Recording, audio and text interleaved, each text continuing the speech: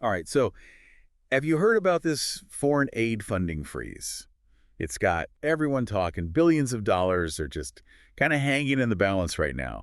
And you've got contractors stuck. And the Supreme Court even got involved, like, at the last minute. Yeah, the impact of this whole case is really captivating. This is way bigger than just like a legal fight, you know? Yeah. This is throwing a huge wrench into U.S. foreign policy. And it raises all these big questions about how much power each part of the government really has. Okay, so let's break this down. The Trump administration put the brakes on payments to USAID. A lot of payments. Yeah. Over 90% of the contracts. Wow. That's something like $60 billion frozen. So I can see why the contractors are not happy about it. Oh, absolutely. We're not talking about like theoretical projects here, you know. These contractors, they've already built schools, they've done healthcare initiatives, like all sorts of these important programs, and they're stuck footing the bill. They have their own bills and employees to pay, so that's where the lawsuit comes in. They sued because they weren't getting paid for the work they already did. And I bet they were surprised when they won. Yeah. The court actually ordered the administration to pay like almost $2 billion by midnight. That is a pretty serious deadline. But of course they appealed that, right? Yeah, of course they're not giving up that easily. They're saying that restarting the whole funding process isn't that simple, that it involves all these different agencies and paperwork and this whole review process that couldn't be done by midnight. They basically said the judge's order was unrealistic and messed up their own review process. But wait, if these contractors already did the work, shouldn't they get paid for it? I'm trying to understand both sides here. What happens if, in the long run, the administration's argument wins? Well, that's the big question, isn't it? Like, if this sets some kind of precedent, then it could totally change how U.S. foreign aid works. Future presidents, they could use this to just go around Congress and freeze aid whenever they don't like a program or a country. That really throws a wrench in the whole checks and balances thing. That's a little scary. So we have contractors in trouble, long-term consequences for foreign aid, and a power struggle between the different parts of the government. But let's not forget about the people who this aid is supposed to help. Exactly. It's easy to get caught up in the legal arguments and all that, but real people are being affected. Healthcare could be disrupted, education programs could be stopped, economic opportunities, they're on hold. We can't forget about the people. And it sounds like from what I've read, the contractors are really highlighting that impact in their arguments. They're giving examples of what's happening to them. Oh, yeah, absolutely. For example, one contractor had to stop building a school in rural Kenya because they weren't getting paid. Imagine being one of those kids and you can't go to school because of this. It shows how serious this whole thing is. That's really sad. And this is all happening so fast. It is. From the lawsuit to the judge's order, the appeals, and now the Supreme Court is involved. It's like a legal thriller in real life.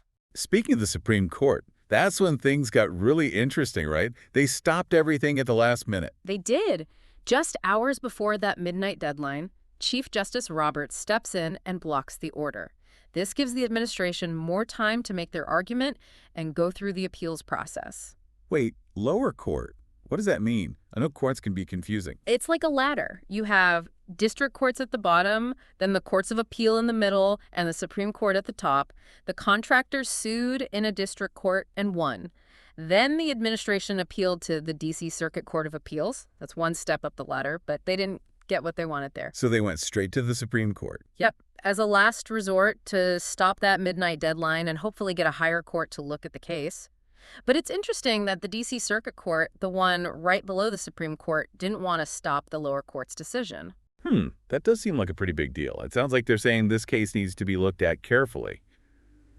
So Chief Justice Roberts paused everything, but did he, overturn what the first judge decided? Not quite. It's more like he's calling a timeout. He gave the State Department and the USA contractors until Friday to respond. It's just a temporary pause while they get ready for the next round. This is a lot more complicated than I realized at first. And it sounds like this Judge Ali, the one who first sided with the contractors, is really important in all of this. He is. He's the one who said the administration had to pay by midnight. And it's interesting because President Biden appointed him just last year. It'll be interesting to see what happens with him as this goes on. Okay, so we have this freeze on funding, contractors in a tough spot, a court battle that's made it all the way to the top, and a judge who seems to be playing a key role. What should we be looking out for as this all unfolds? Well, the biggest thing is what the Supreme Court decides to do. Are they going to side with the administration and maybe set a precedent for other presidents to just freeze aid? Or are they going to agree with the lower court and say that Congress is the one who controls foreign aid funding? I'm also wondering how this will affect the U.S.'s relationships with other countries. If the U.S. is known for just suddenly stopping aid, could that hurt its reputation around the world? That's a really good point. It could definitely change how other countries see the U.S. Will they see it as a reliable partner? And it could give other countries, like China, a chance to step in and help instead. This is already a lot to take in, and it feels like we're just getting started. This really does feel like we're watching something important happen to U.S. foreign aid. This could change everything. But before we get too ahead of ourselves, let's go back to what's happening right now. Those contractors are still kind of in limbo, right? So what's happening with them while all this legal stuff is going on? It's a tough situation for sure. I mean, they're under a lot of pressure, and nobody knows what's going to happen. A lot of them have had to make some really hard decisions, like laying off employees, cutting back on programs, even stopping projects completely. Yeah, I can imagine that causes problems not just for them, but also for the people who need that aid. Oh, absolutely. This is affecting real people. Imagine a healthcare program that just stops, or a project to help a community that's suddenly shut down. That has a real impact on people's lives. We were talking about that school they had to stop building in Kenya. Are there any other examples like that? Oh, yeah, sadly, there are a lot. There is this one program that was providing clean water to a village in Bangladesh, but they had to stop drilling new wells because of this freeze, so now that community is at risk of getting sick from the water. It's just a reminder that foreign aid isn't just about numbers and politics. It's about real people. And they're the ones who are hurt the most when things like this happen. Exactly. And we have to think about the long-term consequences, too. What do you mean? Well, for one thing, this could damage the reputation of the U.S. If other countries think the U.S. isn't reliable when it comes to aid, they might not want to work with the U.S. anymore. That makes sense. Why would another country trust the U.S. if they think the money might just disappear? Exactly. And that could give other countries a chance to step in, like China. They've been doing a lot more with foreign aid lately, especially in places where the U.S. has been the main player. So this isn't just a fight about money. It's about the influence of the U.S. around the world and how the U.S. can help other countries. You got it. This is a much bigger issue than it seems at first. So back to the Supreme Court. They paused everything and gave everyone time to get ready for their arguments. What happens now? What are the different things that could happen?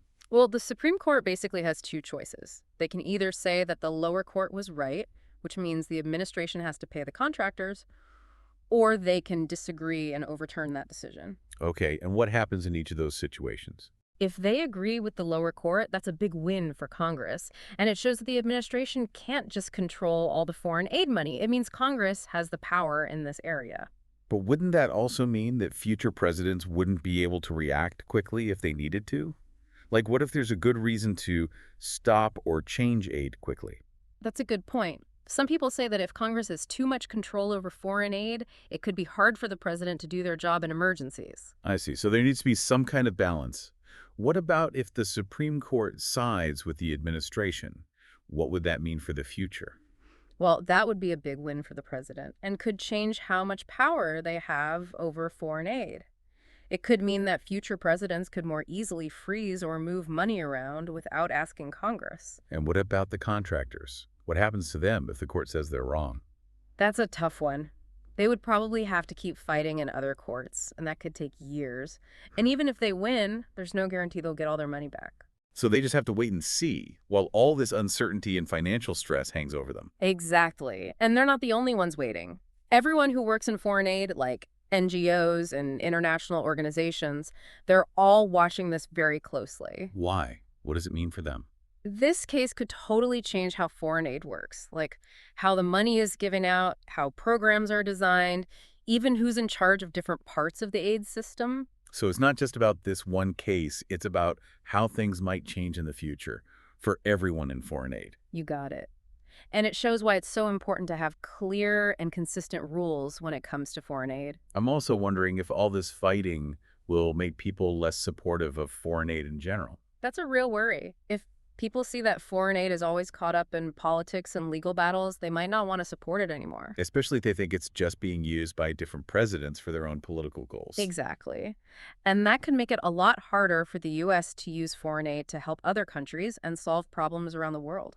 This is really complicated. It seems like this case affects so many different parts of U.S. foreign policy. like the balance of power between different parts of the government, how the U.S. gets along with other countries, and even what people think about foreign aid. It really does. It shows how complicated and challenging foreign aid is in today's world. And it's not over yet. Wow, it's crazy how something like paying contractors can turn into this huge debate with so many different sides to it. It really makes you think about the people involved in all of this. Yeah, foreign aid isn't just about laws and arguments. It's about real things happening in the world, like schools being built, clean water being provided, and healthcare reaching people who need it. You mentioned earlier that people who work in foreign aid are worried about this case. What are they saying? One big worry is that this could make it harder to do aid projects in the future. If the U.S. is known for stopping funding without warning, NGOs and other groups might not want to work with the U.S. anymore. I can see why. They don't want to put in all that work and then suddenly have the money disappear. Exactly. And it's not just about individual projects. This uncertainty could make it harder for everyone in the foreign aid world to work together and trust each other. It's like one problem leads to another and then another. Yeah, it's a domino effect. And it makes you wonder if the U.S. is really serious about helping other countries and being a leader in solving big problems like poverty and climate change. It feels like we're at a turning point. What happens in this case could really change how the U.S. does foreign aid from now on. I agree. This is a really important moment, and the stakes are high. We've talked a lot about the bad things that could happen, but could any good come out of this situation? Well, maybe this crisis will force people to fix some of the problems in the foreign aid system. It's shown that there are issues with how money is given out, how things are organized, and who has the power to make decisions. So maybe something positive can come out of all this mess. That's right. Sometimes it takes a big problem to make people realize what needs to change. You've definitely given me a lot to think about. This whole issue is way more complicated than I first thought. It really shows how connected everything is. We're talking about laws, politics, money, and even human rights, all at the same time. And it shows why it's so important to pay attention and understand what's going on. These decisions about foreign aid affect real people all over the world. Absolutely. We all need to be part of the conversation about foreign aid and make sure it's being used the right way to make the world a better place. Well, I think we've covered a lot today. We've talked about the legal stuff, the politics, how this affects people, and what might happen in the future. It's not over yet, but hopefully we've helped you understand what's going on and why it matters. If you want to learn more, there's a lot of information online, and there are organizations out there doing great work in foreign aid. Maybe you'll even want to get involved yourself. Even small things, like talking about these issues and staying informed, can make a difference. The important thing is to remember that foreign aid can do a lot of good, but it's also a complicated area with a lot of different opinions. By learning more and talking about these issues, we can make sure aid is being used effectively to make the world a fairer and better place for everyone. That's all for our deep dive on the foreign aid freeze. Thanks for listening.